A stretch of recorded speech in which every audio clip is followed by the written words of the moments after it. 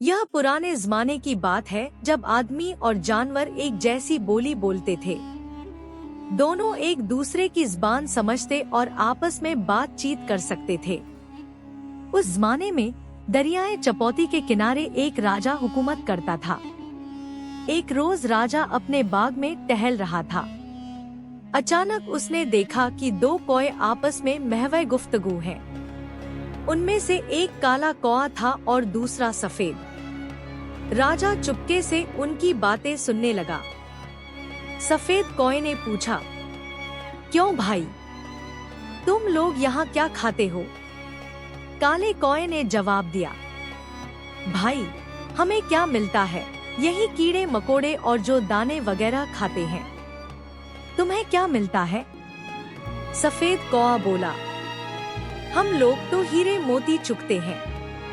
हमारे यहाँ हीरे मोती के दरख्त होते हैं। हमारा देश 7 समुंदर पार है।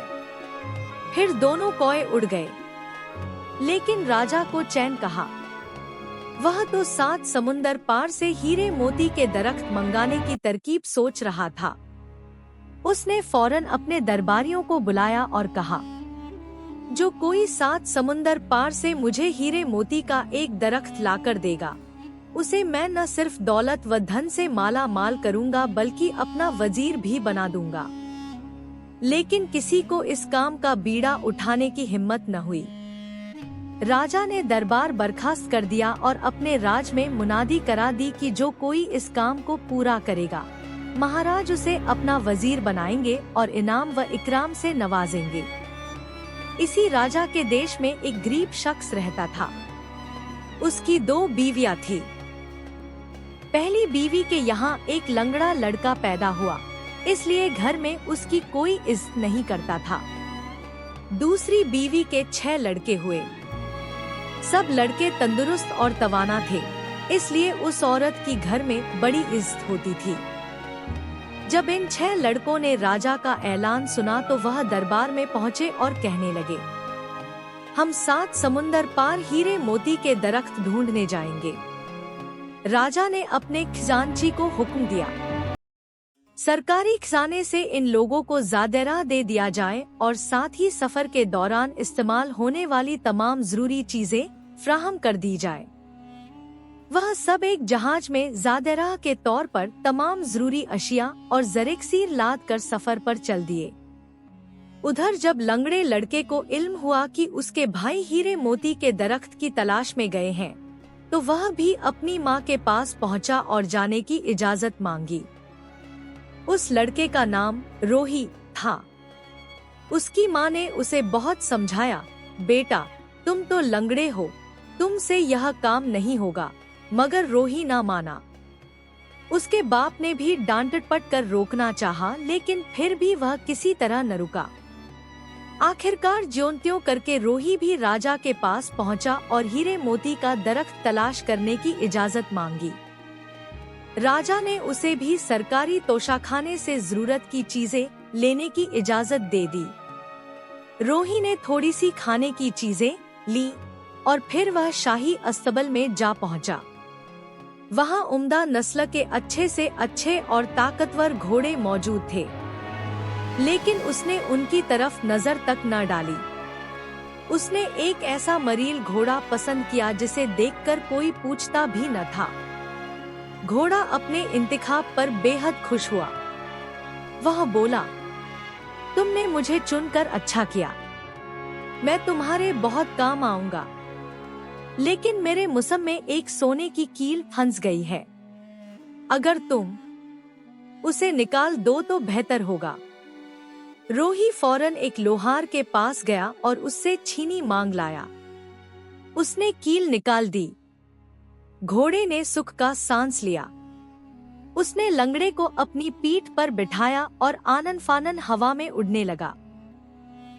थोड़ी देर बाद वह उसे यमराज यानी मलिकुल मौत की सल्तनत में ले आया। यमराज की एक बेटी थी, जिसके लिए उसे अरसे से एक मुनासिब लड़के की तलाश थी।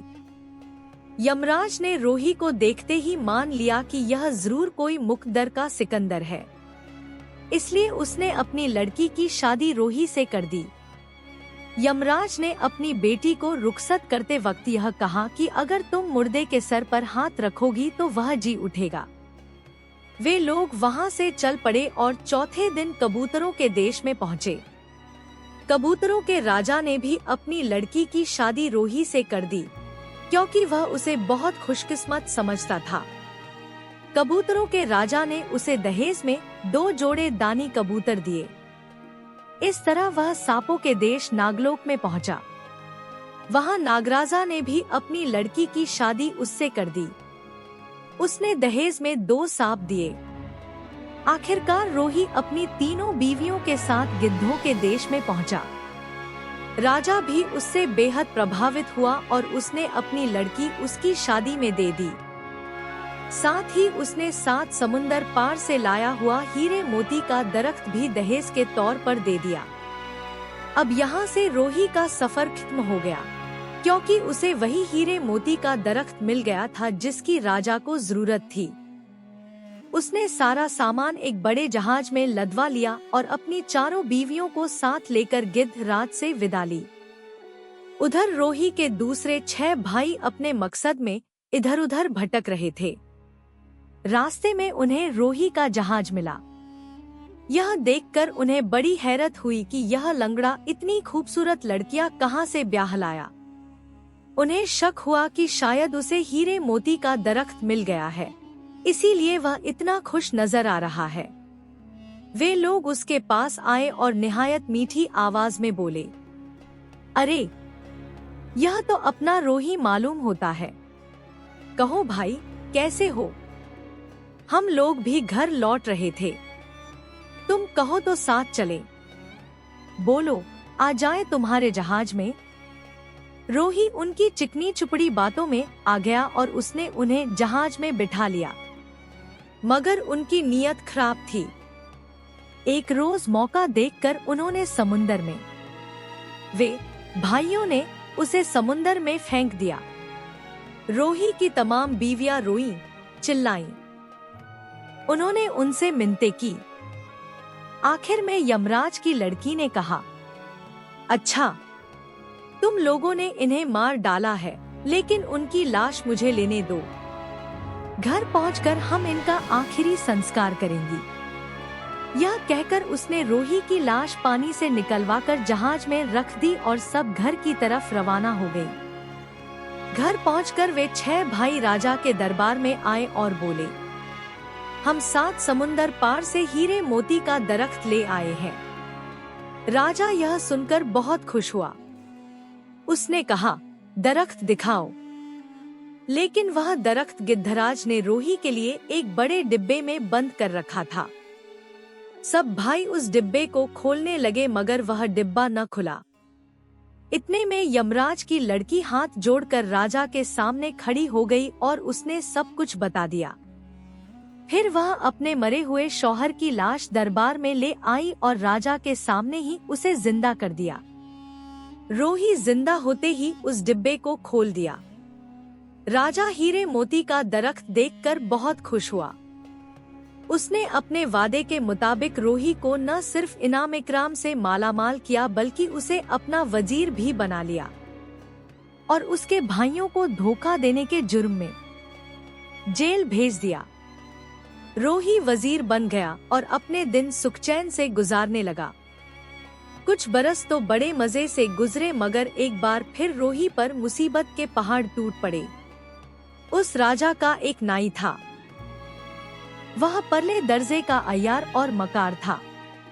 उसे यह देखकर हसद होता था कि यह लंगड़ा वजीर कैसे बन गया। वह उसे नीचा दिखाने की योजनाएं सोचने लगा।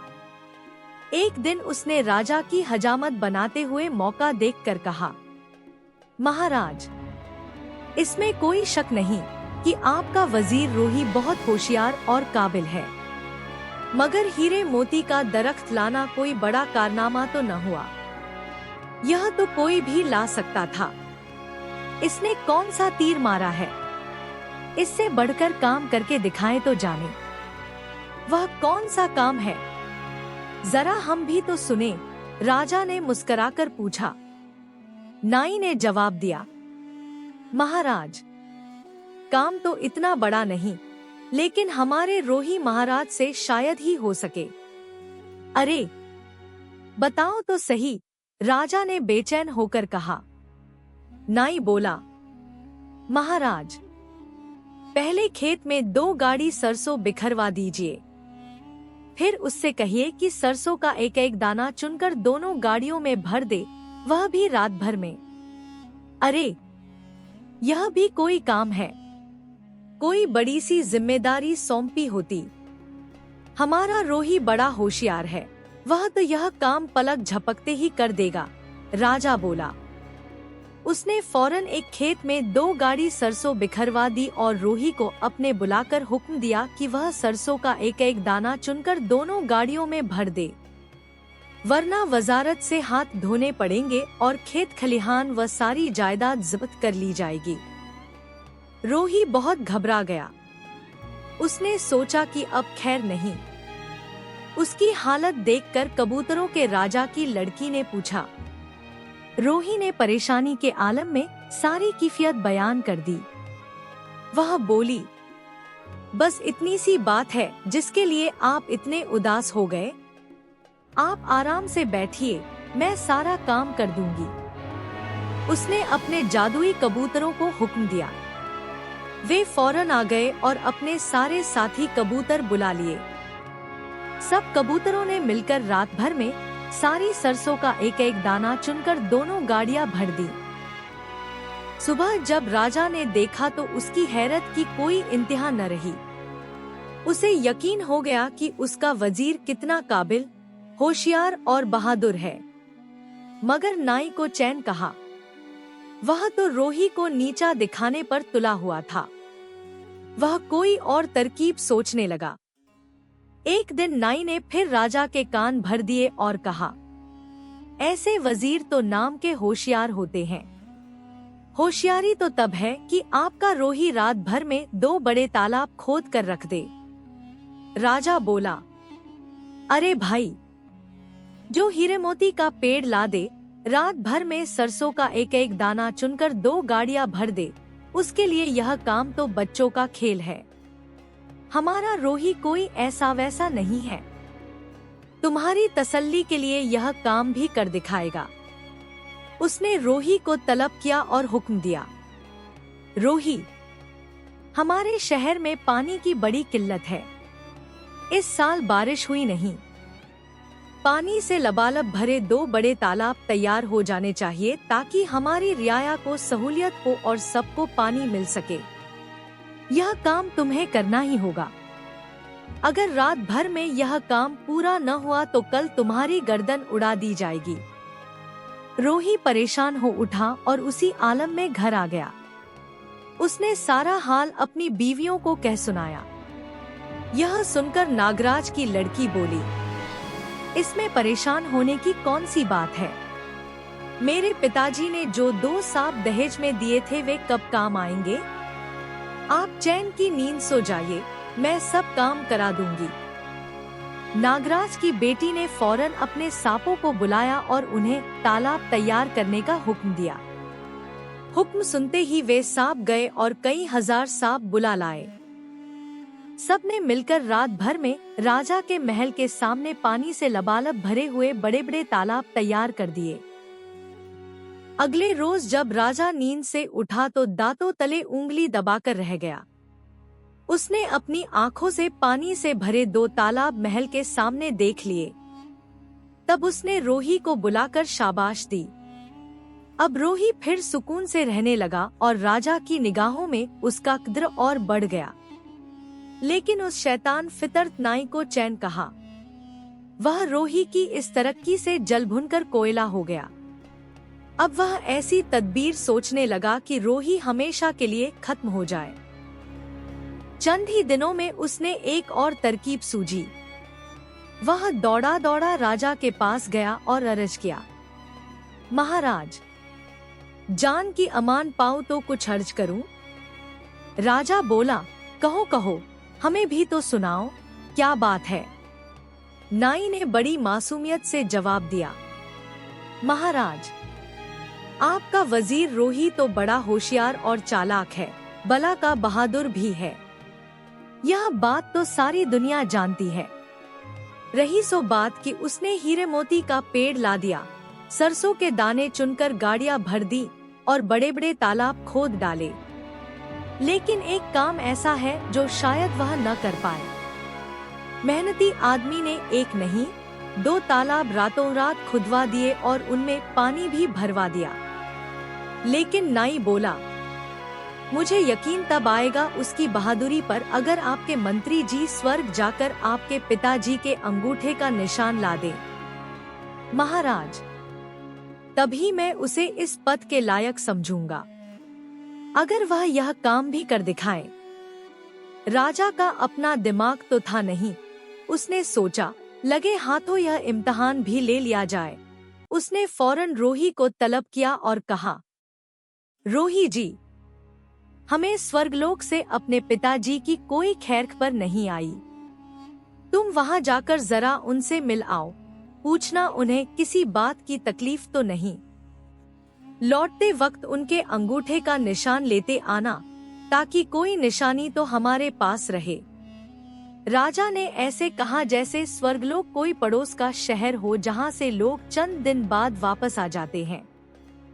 रोही तो इस बार बिल्कुल मायूस हो गया।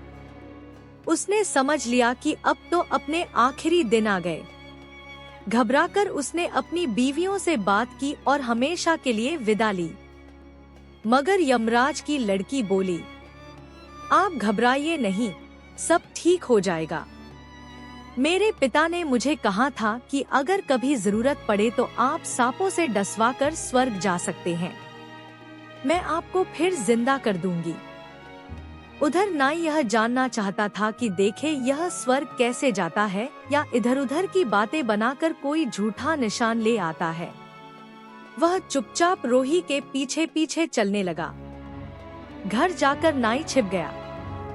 कुछ देर बाद उसने देखा कि सांपों के काटने से रोही मर गया है। यह देखकर वह बेहद खुश हुआ। रोही की बीवियों ने उसकी लाश को एक चटाई पर रख दिया। 1 घंटे बाद उसकी एक बीवी, जो यमराज की लड़की थी, पास बैठकर उसके सिर पर हाथ फेरने लगी। हाथ फेरते ही थोड़ी देर में रोही जिंदा हो गया। नाई की समझ में कुछ नहीं आया। उसने इसे भूत प्रेत का मामला समझकर डर से चुपचाप वहां से भाग निकला। कुछ देर बाद रोही राजा के दरबार में पहुंचा। उसने राजा को उसके पिता के अंगूठे का निशान दिखाते हुए कहा, महाराज, आपके पिताजी यानी बड़े महाराज स्वर्ग में पूरे आराम से हैं। लेकिन एक बात की उन्हें बड़ी तकलीफ है। स्वर्गलोक में कोई नाई नहीं है। सब नाई तुर्कों में चले गए हैं। इसीलिए उनकी हजामत बहुत बढ़ गई है। उन्होंने कहा है कि अपने नाई को फौरन भेज दो। साहिबा सूरी ने अपने पिता की खैर पर पाकर बहुत खुशी महसूस की। इस सेवा के बदले उसने रोही को बहुत सारा इनाम दिया और रहने को एक महल भी अता कर दिया। राजा आखिर अपने पिता का फरमानबरदार बेटा था। पिता को स्वर्ग में कोई तकलीफ हो, यह वह कैसे बर्दाश्त कर सकता था। उसने आऊं देखा न ताऊं, फौरन नाई को तलब किया और हुक्म दिया, स्वर्गलोक जाकर बड़े महाराज की हजामत बना कर आओ। वह नाई महाराज की हुक्म अदूली कैसे कर सकता था। वह तो रोही के घर का तमाशा देख कर आया था। उसके दिल में यह बात घर कर गई थी कि सांपों से डसवाकर मर जाने से अगर बीवी उसके मरे हुए जिस्म पर हाथ फेर देगी तो वह जिंदा हो जाएगा। नाई स्वर्ग जाने के लिए फौरन राजी हो गया। घर आकर उसने अपनी बीवी से कहा, भगवान, मैं खुद को सांप से डसवाकर स्वर्ग जाता हूँ। बड़े महाराज की हजामत बनाकर और इनाम लेकर 1-2 घंटे में वापस आ जाऊंगा। तुम बस मेरे सर पर हाथ फेर देना, मैं फौरन जी उठूंगा। फिर हमें महाराज से इनाम मिलेगा, रहने को महल भी मिल जाएगा और हम मालामाल हो जाएंगे। नाई ने एक ही सांस में सब कुछ कह डाला। इसके बाद उसने खुद को सांप से डसवा लिया। थोड़ी ही देर में उसकी जान निकल गई। उसकी बीवी सारी रात उसके जिस्म पर हाथ फेरती रही, मगर सब बेकार गया। जब दूसरे दिन भी नाई जिंदा न हुआ तो लोगों ने उसकी लाश जला दी। राजा ने यह सोचकर दिल को तसल्ली दी कि चूंकि स्वर्ग में कोई नाई नहीं था, इसलिए बड़े महाराज ने उसे वहीं रोक लिया होगा। अगले दिन उसने एक नए शाही हजाम का इंतजाम कर लिया। यूं रोही को उस कीना परवर और साजिशी नाई से हमेशा के लिए निजात मिल गई। अब उसके खिलाफ कान भरने वाला कोई न रहा और राजा भी रोही से बहुत खुश रहने लगा था। फिर रोही ने अपनी माँ और बूढ़े बाप को महल में बुला लिया और उनकी खूब सेवा करने लगा। उसने राजा से अपने भाइयों की नेक चलनी की सिफारिश की और जब राजा को तसल्ली हो गई कि उसका अपना वजीर रोही अपने भाइयों की नेक चलनी की जमानत दे रहा है, तो उन्हें जेल से छोड़ दिया गया। तमाम भाइयों ने तिनके मुंह में रखकर अपने किए की माफी मांगी। फिर सब मिलजुल कर सुख चैन से रहने लगे।